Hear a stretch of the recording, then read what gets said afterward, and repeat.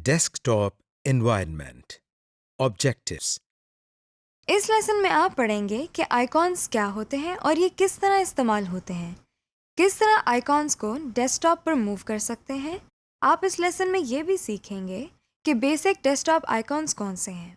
आप ये भी सीखेंगे कि डेस्कटॉप विंडो के कौन कौन से हिस्से हैं। किसी भी विंडो को छोटा और बड़ा कैसे किया जा सकता है। Working with icons. आइए अब हम डेस्कटॉप पर बने हुए आइकॉन्स को तफसील से देखते हैं। ये तो आप जानते ही हैं कि किसी भी आइकॉन पर क्लिक करने से वो आइकॉन सिलेक्ट हो जाता है। लेकिन अगर हमने किसी आइकॉन को उसकी जगह से हिलाकर दूसरी जगह ले जाना हो तो हम क्या करें? ऐसा करने के लिए माउस पॉइंटर को हम आइकॉन के ऊपर लेकर जाएंगे। देखिए, अब हमने माउस का लेफ्ट बटन दबाया है। अब इसे दबाए हुए हम आइकॉन को ड्रैग करते हुए डेस्कटॉप के दूसरे हिस्से पर ले जा रहे हैं।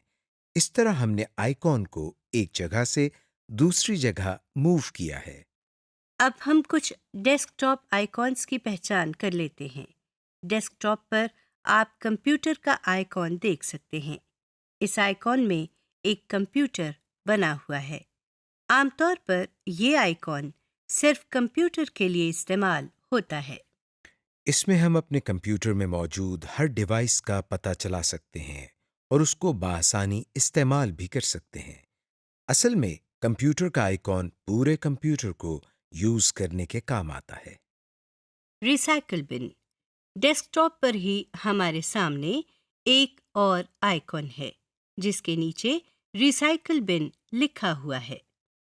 ये तो आप जानते ही हैं कि बिन का मतलब टोकरी है और रिसाइकल का मतलब है किसी चीज़ को दोबारा इस्तेमाल के लायक बनाने। यानी अगर कोई चीज़ ज़ाया हो चुकी है तो उस चीज़ को दोबारा इस्तेमाल के लायक बनाना।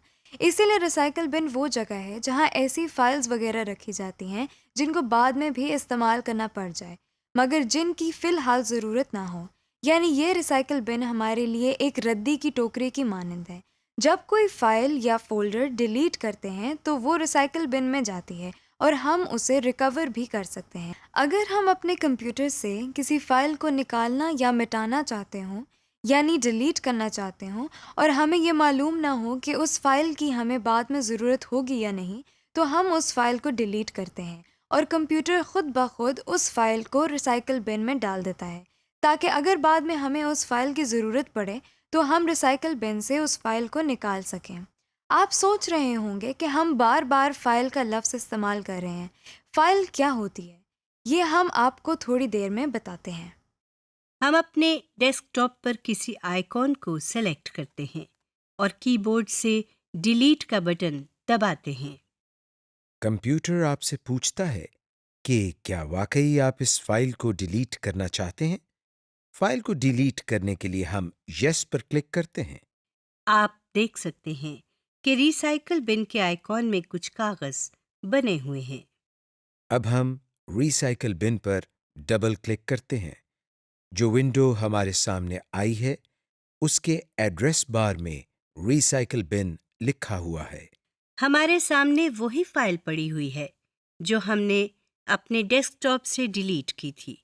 इसका मतलब ये हुआ कि हमारी डिलीट की हुई फाइल हमारे कंप्यूटर से गायब नहीं हुई बल्कि रिसाइकल बिन में आ गई है। अब हम चाहते हैं कि इस डिलीट की हुई फाइल को अपने कंप्यूटर से निकाल दें। इसके लिए हम मेन्यू बार में बने हुए बटन जिस पर एम्प्टी द रिसाइकल बिन लिखा हुआ है इस पर क्लिक करते हैं। कंप्यूटर ने हमारे सामने एक मैसेज बॉक्स दे दिया है जिसमें वो पूछ रहा है कि क्या हम वाकई इस फाइल को डिलीट करना चाहते हैं। यस पर क्लिक करने से फाइल हमारे कंप्यूटर से निकल जाएगी और नो पर क्लिक करने से हमारे सामने से ये मैसेज बॉक्स हट जाएगा। हम नो पर क्लिक करते हैं। अब हम देखते हैं कि अगर हम इस फाइल को वापस वहीं ले जाना चाहते हैं जहां से हमने इसको डिलीट किया था, तो इसके लिए हमें क्या करना चाहिए। अगर रिसाइकल बिन में एक से ज़्यादा फाइल्स मौजूद हैं और किसी खास फाइल को उसकी जगह वापस लाना चाहते हैं तो मतलूबा फाइल पर क्लिक करके उसे सेलेक्ट करें। आप देखेंगे कि मेन्यू बार में रीस्टोर दिस आइटम के ऑप्शन मौजूद है। इस पर क्लिक करने से फाइल वापस अपनी जगह पर चली जाएगी। अगर आपने रिसाइकल बिन में मौजूद तमाम फाइल्स को रीस्टोर करना हो तो किसी भी आइटम को सिलेक्ट ना करें। तो आप देखें कि मेन्यू बार में रीस्टोर ऑल आइटम्स लिखा हुआ है। इस पर क्लिक करने से रिसाइकल बिन में मौजूद तमाम फाइल्स अपनी पहली वाली पोजीशन पर ले जा सकते हैं, जहां से हम इन फाइल्स को दोबारा एक्सेस कर सकते हैं। जब हम रिसाइकल बिन को बंद करके वापस अपने डेस्कटॉप पर आए हैं तो जो फाइल हमने डिलीट की थी वो हमारे सामने पड़ी है। Directory tree. अब हम फोल्डर्स के बारे में कुछ मज़ीद तफसीलात जानते हैं। इसके लिए हम रोज़मर्रा की एक मिसाल लेते हैं। रोज़मर्रा ज़िंदगी में हम तमाम काम कागज़ों पर करते हैं और फिर उन कागज़ात को महफूज रखने के लिए हम उनको फ़ाइल्स में डाल कर रखते हैं, और फाइल्स को महफूज रखने के लिए हम किसी दराज या अलमारी में रखते हैं। बिल्कुल इसी तरह हम कंप्यूटर पर भी अपने किए हुए काम को फाइल्स की शक्ल में महफूज करते हैं और फिर फाइल्स को फोल्डर्स में डालकर रखते हैं। मिसाल के तौर पर अगर हमारे पास कुछ कागज़ात हों जिनमें हमारे अखराजात यानी एक्सपेंसेस के बारे में कुछ तफसीलात लिखी हों, तो हम उन कागज़ात को एक फ़ाइल में डालकर रखेंगे और इस फ़ाइल का नाम एक्सपेंसेस रखेंगे। इसी तरह अगर एक फ़ाइल हमारी आमदनी यानी इनकम के बारे में है तो हम उस फ़ाइल का नाम इनकम रखेंगे। ये भी हो सकता है कि जिस दराज या फ़ाइल में हमने ये रखा है उस दराज का नाम फाइनेंसेस रख दें, ताकि बहुत सारे दराज़ों में से हमको मालूम हो कि किस दराज में एक्सपेंसेस और इनकम की फ़ाइल्स मौजूद हैं। इसी तरह अगर हमने किसी दराज या अलमारी से कोई फ़ाइल निकालनी हो तो पहले हम अलमारी खोलते हैं, फिर दराज खोलते हैं, फिर बहुत सारी फ़ाइल्स में से अपने काम की फ़ाइल निकालते हैं। यानी अगर हम फाइनेंस के फ़ोल्डर में से एक्सपेंसेस की फ़ाइल निकालना चाहते हों तो पहले हम फाइनेंसेस की दराज खोलेंगे, फिर एक्सपेंसेस की फ़ाइल निकालेंगे। इसी तरह कंप्यूटर में भी पहले हम फ़ोल्डर्स खोलते हैं, फिर उसके अंदर मौजूद काफ़ी फ़ाइल्स में से अपनी काम की फ़ाइल निकालते हैं। इसी तरह जब हम बहुत सारे फ़ोल्डर्स के ज़रिए किसी फ़ाइल तक पहुंचते हैं तो हम एक पूरा पाथ इस्तेमाल करते हैं, यानी हम एक रास्ते के ज़रिए उस फ़ाइल तक पहुंचते हैं। कंप्यूटर की ज़ुबान में भी इस इस्तेमाल किए गए रास्ते को पाथ कहा जाता है। अब हम देखते हैं कि किसी फ़ोल्डर के अंदर अगर मज़ीद फ़ोल्डर्स हों और उन मज़ीद फ़ोल्डर्स के अंदर कुछ और फ़ोल्डर्स हों तो हम किस तरह उन तमाम फ़ोल्डर्स को एक ही जगह पर देख सकते हैं। हम आपको विंडोज़ एक्सप्लोरर के बारे में भी बताते हैं। विंडो एक्सप्लोरर को फ़ाइल एक्सप्लोरर भी कहा जाता है। ये माइक्रोसॉफ्ट विंडो के अंदर पहले से ही दी गई यूटिलिटी है, जहां हम अपने कंप्यूटर में मौजूद किसी भी फ़ाइल या डायरेक्टरी पर मुख्तलिफ काम कर सकते हैं। इसके लिए हम दोबारा कंप्यूटर के आइकॉन पर क्लिक करते हैं। हमारे सामने कंप्यूटर की विंडो ओपन हो गई है। इसमें आप देख सकते हैं कि विंडो के बाएं तरफ एक पैन है, जिसमें इस कंप्यूटर की अहम डायरेक्टरीज और फोल्डर्स को दिखाया गया है। इन डायरेक्टरीज या फोल्डर्स में से अगर किसी पर क्लिक करें तो इस विंडो के दाएं तरफ बने हुए इस बॉक्स में इस डायरेक्टरी के आइटम्स आ जाते हैं। जैसा कि आप इस वक्त देख रहे हैं कि बाएं तरफ से कंप्यूटर सिलेक्ट किया हुआ है, तो इसके नीचे और दाएं तरफ कंप्यूटर के अंदर लगी हुई हार्ड डिस्क नजर आ रही है। अब हम बाएं तरफ से न्यू वॉल्यूम डी पर क्लिक करते हैं तो हम इस हार्ड डिस्क के अंदर मौजूद तमाम फाइल्स और फोल्डर्स को दाएं तरफ देख सकते हैं। दाएं तरफ से किसी भी फोल्डर को सिलेक्ट करके हम मेन्यू बार पर मौजूद मुख्तलिफ ऑप्शंस को इस्तेमाल कर सकते हैं, मसलन रीनेम, ओपन, कॉपी, डिलीट वगैरह। Folder icon. आप ज़रूर सोच रहे होंगे कि हम फोल्डर के आइकॉन को कैसे पहचानते हैं। आइए हम आपको बताते हैं।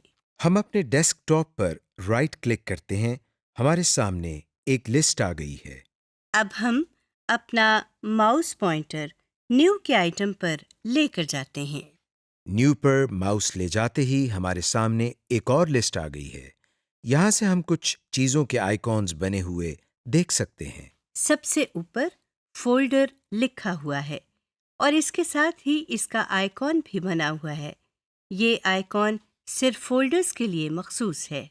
इसी तरह हम बाकी फाइल्स या सॉफ्टवेयर्स के आइकॉन्स भी बने हुए देख सकते हैं।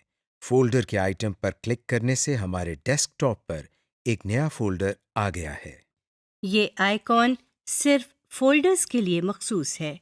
अगर आप किसी जगह इस आइकॉन को देखें तो समझ लें कि ये फोल्डर है। Create a desktop shortcut icon. अब हम देखते हैं कि हम अपने डेस्कटॉप पर मौजूद किसी फाइल या फोल्डर का शॉर्टकट कैसे बनाते हैं। अगर आपने कहीं जाना हो और मंजिल तक पहुंचने के 2 या ज़ायद रास्ते हों और उनमें से एक रास्ता बाकी रास्तों से छोटा हो यानी शॉर्टकट हो, तो आप मंजिल तक पहुंचने के लिए यकीनन शॉर्टकट अपनाएंगे। इसी तरह कंप्यूटर में भी अगर आप किसी फाइल को जल्द एक्सेस करना चाहते हो तो आप शॉर्टकट का इस्तेमाल करते हैं। सबसे पहले हम कंप्यूटर की विंडो खोलते हैं। इसके बाद हम लोकल डिस्क सी पर डबल क्लिक करते हैं। अब हम प्रोग्राम फाइल्स पर राइट क्लिक करते हैं। ये तो आप जानते ही हैं कि किसी भी आइकॉन पर राइट क्लिक करने से हमारे सामने एक और लिस्ट आ जाती है। अब हम इस लिस्ट में मौजूद सेंड टू पर अपना माउस लेकर जाते हैं। आप देख सकते हैं कि आपके सामने एक और लिस्ट आ गई है। इस नई लिस्ट में मौजूद हम दूसरे आइटम पर क्लिक करते हैं जहां डेस्कटॉप क्रिएट शॉर्टकट लिखा है। अब हम इस विंडो को बंद कर देते हैं। हमारे सामने डेस्कटॉप पर एक और फोल्डर बना हुआ आ गया है। जिस पर क्लिक करते हैं तो इसका नाम प्रोग्राम्स फाइल शॉर्टकट लिखा हुआ है। ये दरअसल लोकल डिस्क सी के अंदर मौजूद प्रोग्राम फाइल के फोल्डर का शॉर्टकट है। इसी तरह हम किसी भी फाइल या फोल्डर का शॉर्टकट बना सकते हैं, चाहे वो फाइल या फोल्डर हमारे डेस्कटॉप पर हो या हमारे कंप्यूटर में किसी भी जगह पर मौजूद हो। Resize and scale a desktop window. हम डेस्कटॉप विंडो की बेसिक प्रॉपर्टीज पहले ही देख चुके हैं। आइए अब हम डेस्कटॉप विंडो को अपनी मर्जी के मुताबिक बड़ा या छोटा करना सीखते हैं। हम दोबारा कंप्यूटर की विंडो खोलते हैं। कंप्यूटर की विंडो खोलने के बाद हम अपने माउस को विंडो के किसी कोने पर लेकर जाते हैं। आप देख रहे हैं कि हमारे माउस का पॉइंटर तब्दील हो गया है और इस नए पॉइंटर में दाएं और बाएं तरफ एरो का निशान बना है। अब हम माउस को इसी शक्ल में क्लिक करते हैं, मगर माउस का बटन नहीं छोड़ते।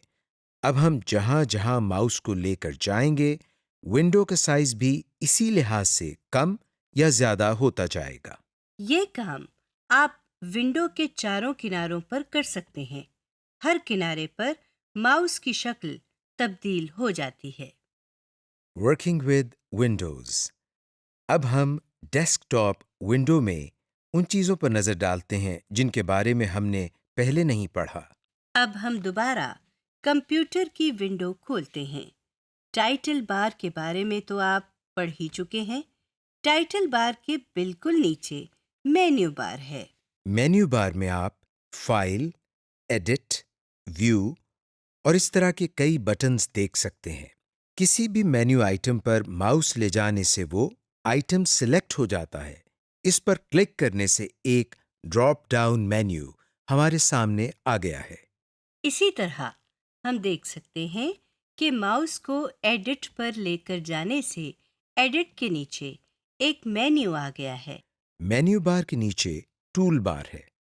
इस बार में मजीद कुछ बटन्स बने हुए हैं। ये बटन नीचे वाले बॉक्स में मौजूद आइटम्स के मुतालिक होते हैं।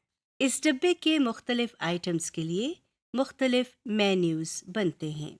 जैसा कि अभी आप देख रहे हैं कि बाईं तरफ नेविगेशन पैन से हमने कंप्यूटर को सिलेक्ट किया हुआ है, तो मेन्यू बार में हमें सिस्टम प्रॉपर्टीज, ऑर्गेनाइज वगैरह के बटन्स नजर आ रहे हैं।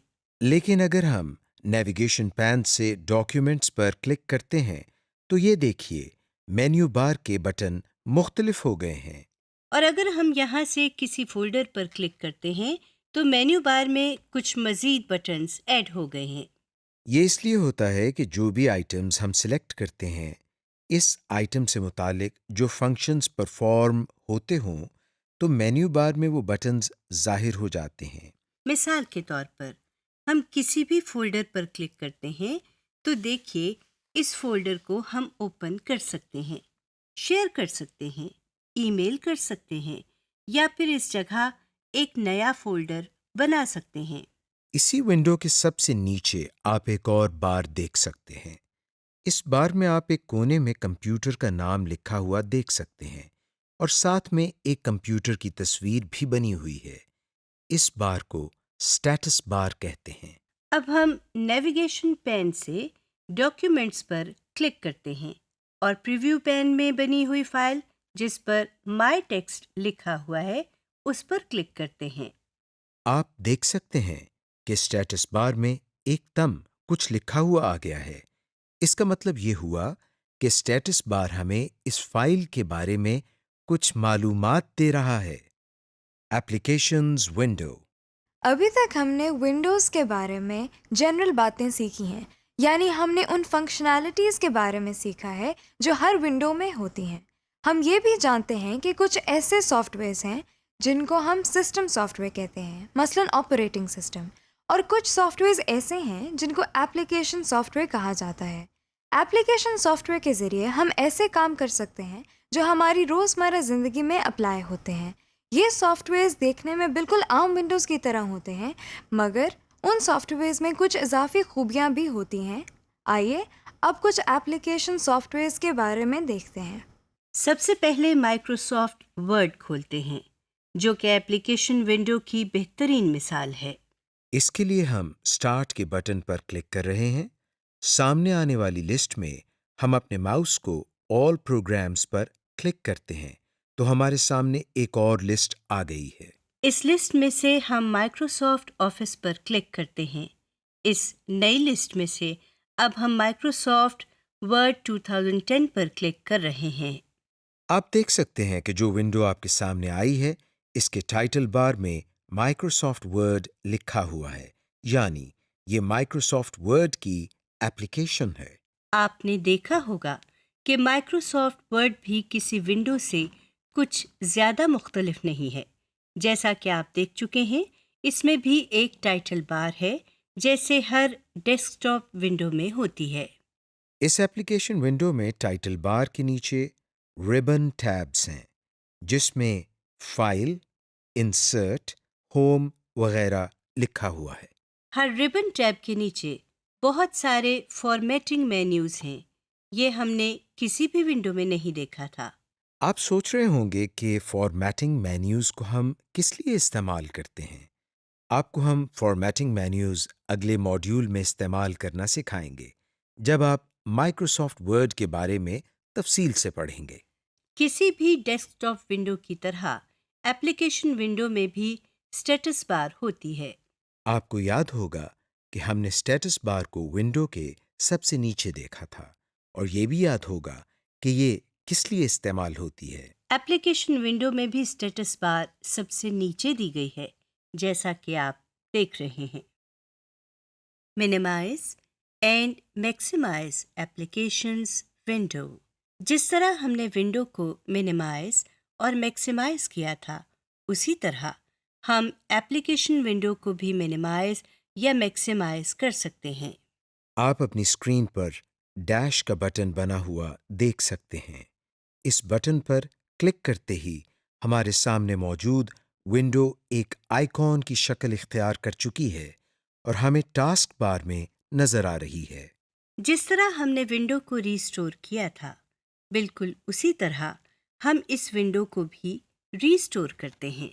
हम अपने माउस से इस विंडो के आइकॉन पर क्लिक करते हैं, तो ये विंडो टास्क बार से निकलकर दोबारा हमारे सामने आ गई है। जैसे हमने विंडो को बड़ा किया था और वो विंडो हमारी पूरी स्क्रीन पर आ गई थी, उसी तरह हम एप्लीकेशंस विंडो को भी मैक्सिमाइज कर सकते हैं। हम टाइटल बार में बने हुए बॉक्स के बटन पर क्लिक करते हैं और देखते हैं कि ये विंडो भी हमारी पूरी स्क्रीन पर आ गई है। Active and inactive window. अब हम एक बहुत ही अहम और दिलचस्प चीज सीखते हैं। हम ये देखते हैं कि अगर हमारे पास एक से ज्यादा विंडोज खुली हों और हमने एक विंडो से दूसरी विंडो में जाना हो तो हमें क्या करना चाहिए। दूसरी विंडो खोलने के लिए हम सबसे पहले माइक्रोसॉफ्ट वर्ड की विंडो को मिनिमाइज करते हैं और फिर डेस्कटॉप पर से कंप्यूटर के आइकॉन पर डबल क्लिक करते हैं। आप देख सकते हैं कि टास्क बार में 2 आइकॉन्स बन चुके हैं। अब हम टास्क बार में मौजूद माइक्रोसॉफ्ट वर्ड की एप्लीकेशन विंडो के आइकॉन पर क्लिक करते हैं। आपने देखा, आपके सामने कंप्यूटर वाली विंडो नीचे टास्क बार में आइकॉन की शक्ल में नजर आ रही है, जबकि माइक्रोसॉफ्ट वर्ड वाली विंडो आपके सामने स्क्रीन पर मौजूद है। जो विंडो हमारे सामने खुली हुई हो, इस विंडो को हम एक्टिव विंडो कहते हैं, और जो विंडो बज़ाहिर खुली दिखाई न दे मगर हमें टास्क बार में नजर आ रही हो, उस विंडो को हम इनएक्टिव विंडो कहते हैं। Closing applications window. इस लेसन की आखिरी चीज जो आप सीखेंगे वो ये है कि एप्लीकेशंस विंडो को बंद किस तरह किया जाता है। एक तरीका तो आप जानते ही हैं, यानी टाइटल बार में बना हुआ क्रॉस का बटन दबाकर। एप्लीकेशन विंडो को बंद करने का एक तरीका और भी है। इसके लिए हम फाइल मेन्यू पर क्लिक करते हैं। इस लिस्ट की सबसे आखिरी ऑप्शन जिस पर एग्जिट लिखा हुआ है उस पर क्लिक करते हैं। इस पर क्लिक करते ही ये विंडो बंद हो गई है और इस विंडो का आइकॉन भी टास्क बार में नजर नहीं आ रहा। समरी। इस लेसन में हमने पढ़ा कि आइकॉन्स किसे कहते हैं और आइकॉन्स के क्या फ़वाद हैं, किस तरह हम आइकॉन्स को सिलेक्ट कर सकते हैं और किस तरह उनको अपने डेस्कटॉप पर मूव कर सकते हैं। इस लेसन में आपने काफ़ी आइकॉन्स की पहचान भी कर ली है। आपने ये भी सीख लिया कि किस तरह किसी भी आइकॉन का शॉर्टकट बनाया जाता है। इस लेसन के बाद आपको डेस्कटॉप विंडो और एप्लीकेशन विंडो के मुख्तलिफ हिस्सों की पहचान भी हो गई है। आप ये भी जान चुके हैं कि किस तरह एक विंडो को छोटा या बड़ा किया जाता है, किस तरह विंडो के साइज़ को अपनी मर्ज़ी के मुताबिक कम या ज़्यादा किया जा सकता है। आपने एप्लीकेशन विंडो को बंद करने के मुख्तलिफ तरीके भी सीख लिए हैं।